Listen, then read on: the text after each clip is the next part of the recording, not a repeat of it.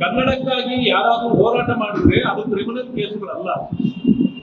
ಆದ್ರೂ ಕೂಡ ನಾರಾಯಣಗೌಡರಂತವರನ್ನ ತೆಗೆದುಕೊಂಡೋಗಿ ನೀವು ಜೈಲಲ್ಲೇ ಇಟ್ರಿ.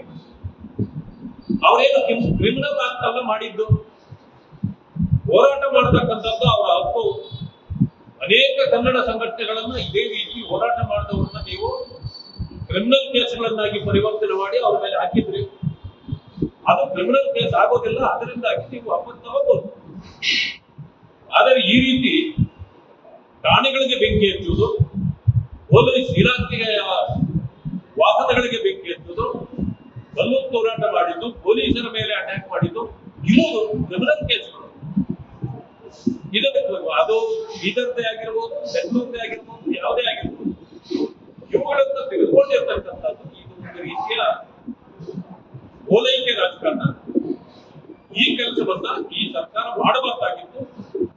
ನಾವು ಎಷ್ಟೇ ಎಲ್ಲರೂ ಪದೇ ಪದೇ ತಪ್ಪುಗಳನ್ನೇ ಮಾಡ್ತಾ ಇರ್ತಕ್ಕಂಥ ಈ ಸರ್ಕಾರಕ್ಕೆ ಜನ ಉತ್ತರ ಕೊಡಬೇಕಾಗಿದೆ. ನಾವು ಎಷ್ಟು ಹೋರಾಟಗಳು ಮಾಡಿದ್ರು ಕೂಡ ಇವರ ಗುಂಡಾವರ್ತಿ ಮತ್ತು ಉದ್ದಟತನವನ್ನ ಇವರು ಸರಿಯಾಗಿ ಬಗೆಹರಿಸ್ಕೊಳ್ತಾ ಇಲ್ಲ. ಇದು ಕಾನೂನು ಬಾಹಿರವಾದ ಕೃತ್ಯ. ಇದು ಸರ್ಕಾರವೇ ಮಾಡ್ತಾ ಇರ್ತಕ್ಕಂಥ ಅಪರಾಧ. ಯಾಕೆಂತಂದ್ರೆ ಯಾರೋ ಒಬ್ಬ ವ್ಯಕ್ತಿ ಅಪರಾಧ ಮಾಡಿದಾಗ ಅದನ್ನು ಶಿಕ್ಷಿಸಬಹುದು, ಸರ್ಕಾರವೇ ತಪ್ಪು ಮಾಡಿದಾಗ ಯಾರನ್ನು ಶಿಕ್ಷಿಸೋದು? ರಾಜ್ಯ ಮುಖ್ಯಮಂತ್ರಿಗಳು ಇಂಥ ಒಂದು ತಳಮಟ್ಟದ ರಾಜಕಾರಣ ಮಾಡ್ಲಿಕ್ಕೆ ಅವರು ಇಳಿಯಬಾರ್ದಾಗಿತ್ತು. ಭವಿಷ್ಯ ಅವರ ರಾಜಕೀಯದ ಅಂತ್ಯದ ದಿನಗಳಲ್ಲಿ ಕೆಟ್ಟ ಸಂಪ್ರದಾಯಗಳಿಗೆ ಇವರು ನಾಂದಿ ಆಡ್ತಕ್ಕಂಥ ಕೆಲಸವನ್ನು ಮಾಡಿಸ್ತಾರೆ. ಇದನ್ನ ಭಾರತೀಯ ಜನತಾ ಪಕ್ಷ ಒಪ್ಪೋದಿಲ್ಲ. ಸಂಪೂರ್ಣವಾಗಿ ನಾವು ವಿರೋಧ ಮಾಡ್ತೀವಿ. ಜಿಲ್ಲಾ ಉಸ್ತುವಾರಿ ಸಚಿವ ಪ್ರಿಯಾಂಕ್ ಖರ್ಗೆ ಅವರ ಮೇಲೆ ಕೂಡ ಒತ್ತಡ ಇತ್ತು, ಅವರು ಕೂಡ ಒತ್ತಡ ಹಾಕಿದ್ರು ಕೇಸ್ ವಾಪಸ್ಗೆ ಅಂತ ಆರೋಪ. ಬಹಳ ಬಾರಿ ಅವರು ಆಗ್ತಾ ಇರ್ತಾರೆ. ಅವರ ಕ್ಷೇತ್ರಗಳಲ್ಲೂ ಕೂಡ ಅನೇಕ ಕೇಸ್ಗಳನ್ನ ವಾಪಸ್ ತೆಗೆದುಕೊಂಡಿರ್ತಕ್ಕಂಥ ನಿದರ್ಶನಗಳು ಈಗಲೂ ಕೂಡ ಇದೆ.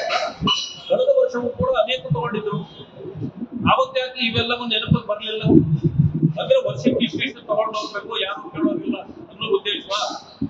ಈ ಕಾರಣದಿಂದ ಈ ಸರ್ಕಾರ ಕ್ರಿಮಿನಲ್ ಕೇಸ್ಗಳನ್ನು ತಗೊಳ್ಳೋ ಅಧಿಕಾರ ಇವ್ರಿಗಿಲ್ಲ, ತಗೋಬಾರ್ದಾಗಿತ್ತು. ಅದರಲ್ಲೂ ಕೋರ್ಟ್ನಲ್ಲಿ ಟ್ರಯಲ್ ನಡೆಯುವಾಗ ಇವ್ರು ಯಾಕೆ ತೆಗಿತಾರೆ?